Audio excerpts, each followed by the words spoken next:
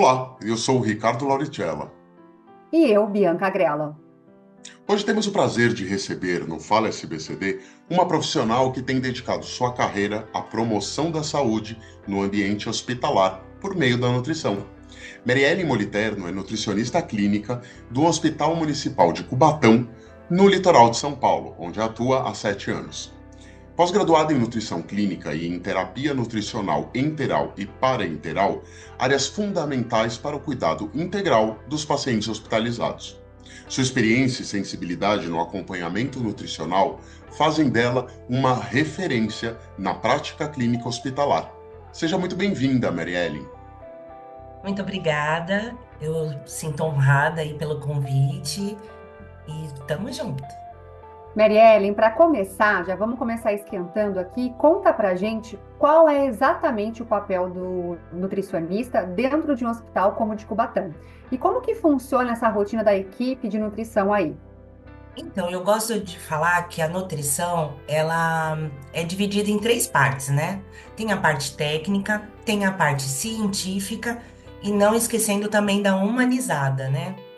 Então, o nutricionista no Hospital Municipal de Cubatão, ele tem um papel fundamental que é garantir que os pacientes internados recebam uma alimentação adequada conforme a sua condição clínica, né?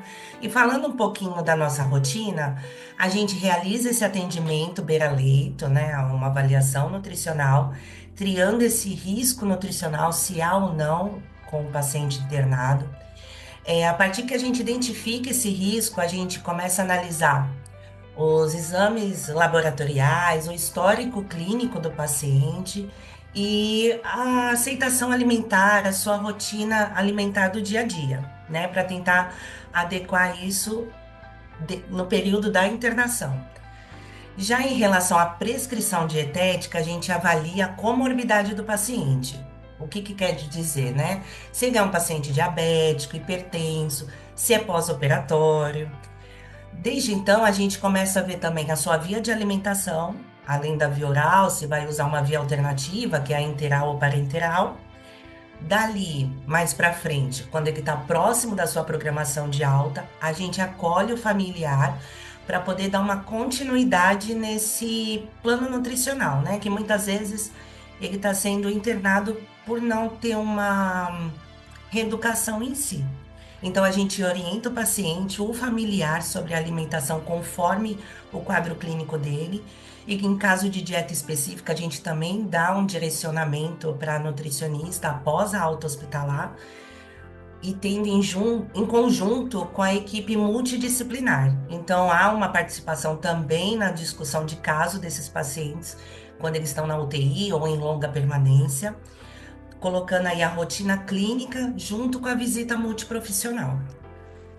A nutrição clínica, ela também atua em comissões, né? Então, tem a comissão da MTN, que é a equipe multidisciplinar de terapia nutricional.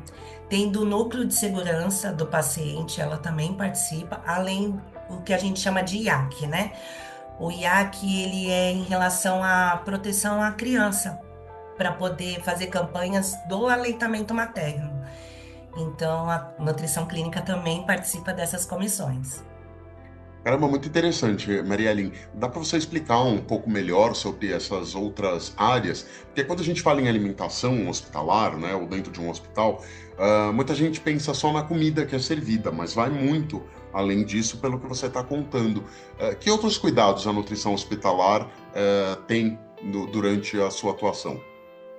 Exatamente. Quando a gente fala sobre alimentação hospitalar, já é um pouco do preconceito em si, né?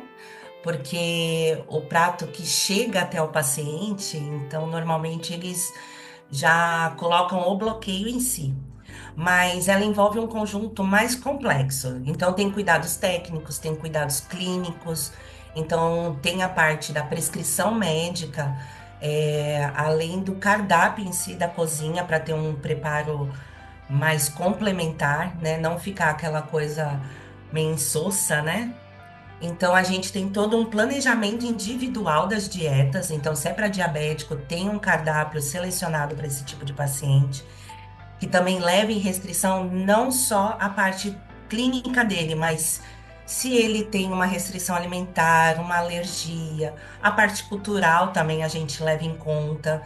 E, além disso, a nutrição clínica, ela faz esse atendimento primário, que seria a triagem com avaliação nutricional, mas ela também volta nesse paciente para saber se ele está aceitando bem essa dieta, para saber se é necessária uma nova adaptação do plano nutricional dele e também para garantir esse conjunto da nutrição clínica com a produção, que é a unidade de alimentação e nutrição, né? Garantir a segurança e a higienização desse alimento, para chegar tudo certinho, saboroso e colorido para eles, né? Marielle, e pegando o gancho aí da sua resposta, e quais são esses principais desafios no atendimento aí nutricional de pacientes internados, especialmente aqueles que estão em estado grave ou também com doenças crônicas? Isso, o desafio é bem grande, né? Porque tu tem que equilibrar o conhecimento técnico, né, da nutrição, mais agilidade, tendo aí em conjunto a sua empatia, adaptação e comunicação interdisciplinar. Então, é uma equipe multidisciplinar mesmo em conjunto.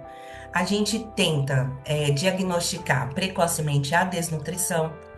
Então, muitas vezes o paciente já chega desnutrido, então a gente classifica isso com as nossas escalas nutricionais, né? Tem um cálculo de adequação nutricional individualizado para esse paciente, então a gente olha o plano terapêutico dele, os exames dele para poder estar adaptando. Muitas vezes esse paciente é de UTI, tem demandas energéticas e proteicas aí específicas, né? A febre, a parte de infecção, ventilação mecânica, tudo interfere também para adaptar esse plano nutricional. Tem a instabilidade clínica, então muitas vezes o paciente, no momento que interna e durante o percorrer da internação, tem uma instabilidade, acaba levando para um paciente mais grave. E, além disso, a parte da limitação laboratorial e metabólica. Então, tem muitas doenças, sendo elas aí insuficiência renal, doença hepática, que impõem uma adaptação alimentar aí mais severa, que muitas vezes não é a realidade do paciente antes da internação. É, então a gente consegue dar uma adaptada, trabalha em conjunto, como eu falei anteriormente, com a equipe multidisciplinar. Então tem os psicólogos que nos apoiam muito em relação a esse desafio.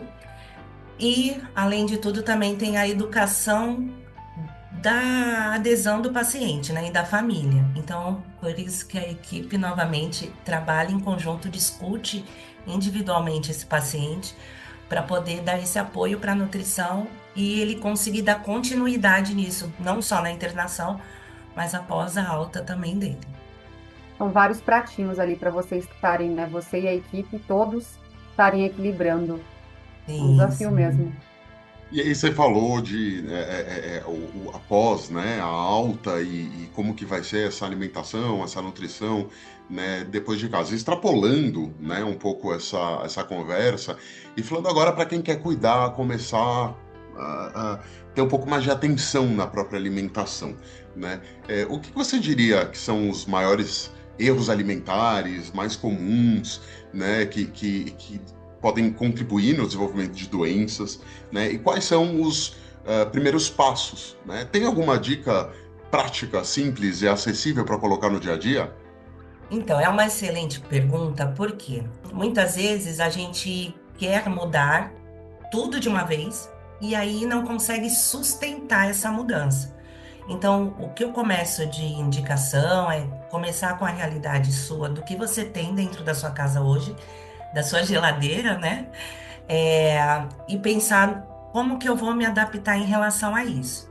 Então, observe a sua rotina, né? Às vezes, iniciando com um refrigerante, então trocar por um suco natural, uma água principalmente.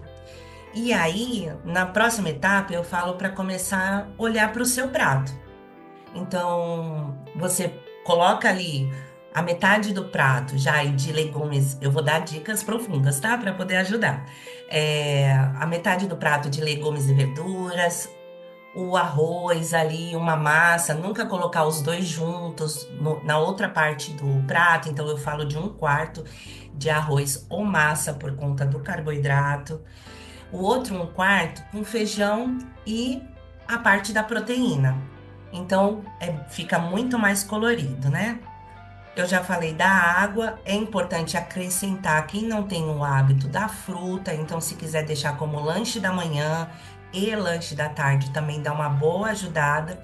E a próxima etapa seria mais as compras, que aí você tem a transformação mesmo. Então você ser mais, no momento da compra, exigente em questão de variedade.